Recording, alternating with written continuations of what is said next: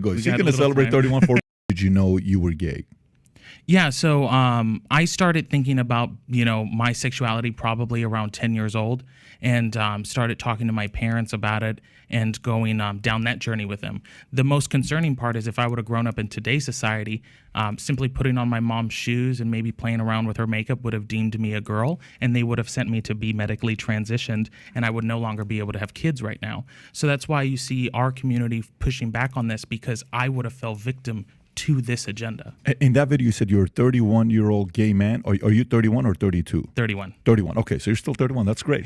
When's your birthday? January. Oh, so we got some time to go. So you're got a going to little celebrate time. 31 for a minute. So here's a question for you. I asked it before you came in, and I was wondering what these guys would say. Out of 100 gay men, specifically gay, how many of the gay men in America you think were born gay?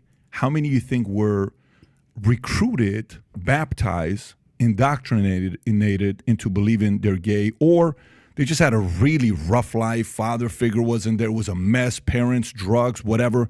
What percentage you think they were born? What percentage were like, I'm not getting the attention, let me maybe be gay? What are your thoughts on that? Yeah, so I remember reading a study that said, like, the more older brothers you have, the more likelihood you are to be, homosexual.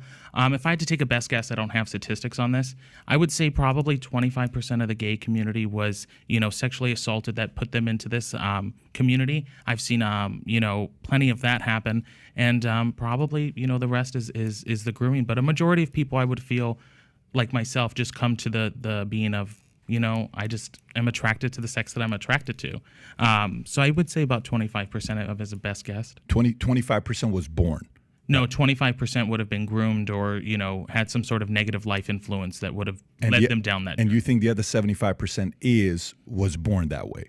Yeah, like when we say born that way, I would argue that it would be growing up in a generation or in a journey that you didn't have like grooming happening, where it's like, you must be gay, like it's happening now, throwing it, like I believe you mentioned in a podcast, saying it to a child 1,000 times, it's gonna, right. I was saying it to Adam, Yeah. And so I'm thinking, 75% are just simply have great parents, and we're